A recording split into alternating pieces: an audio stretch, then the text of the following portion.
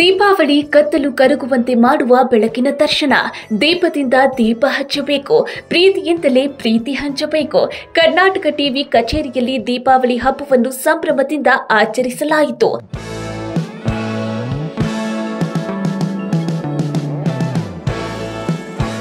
ಬೇಡಿದ ವರವನ್ನು ಕರುಣಿಸುವ ಲಕ್ಷ್ಮೀ ದೇವತೆಗೆ ಭಕ್ತಿ ಭಾವದಿಂದ ಪೂಜೆ ಸಲ್ಲಿಸಲಾಯಿತು.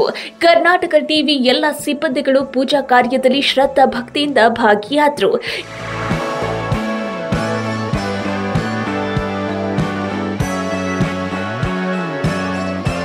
ಕರ್ನಾಟಕ ಟಿವಿ ಕಚೇರಿಯಲ್ಲಿ ದೇವರನ್ನು ಪ್ರಾರ್ಥಿಸಿದ ಬಳಿಕ ಕರ್ನಾಟಕ ಟಿವಿಗೆ ಸಾರಥಿಗಳಾದ ವಾಹನಗಳಿಗೆ ಪೂಜೆ ಸಲ್ಲಿಸಲಾಯಿತು. ಕರ್ನಾಟಕ ಟಿವಿಯ ವಾಹನಗಳನ್ನು ಅಲಂಕಾರ ಮಾಡಲಾಗಿದ್ದು, ಸಿಬ್ಬಂದಿಗಳು ಪೂಜಾ ಕಾರ್ಯದಲ್ಲಿ ಸಂತಸ ಹಂಚಿಕೊಂಡರು.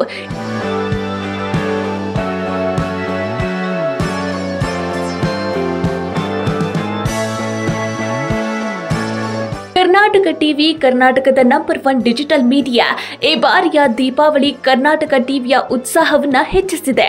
ಕರ್ನಾಟಕ ಟಿವಿಯ ಸಮಸ್ತ ವೀಕ್ಷಕರು, ಜಾಹೀರಾತುದಾರರಿಗೆ ದೀಪಾವಳಿ ಹಬ್ಬದ ಹಾರ್ದಿಕ ಶುಭಾಶಯಗಳು.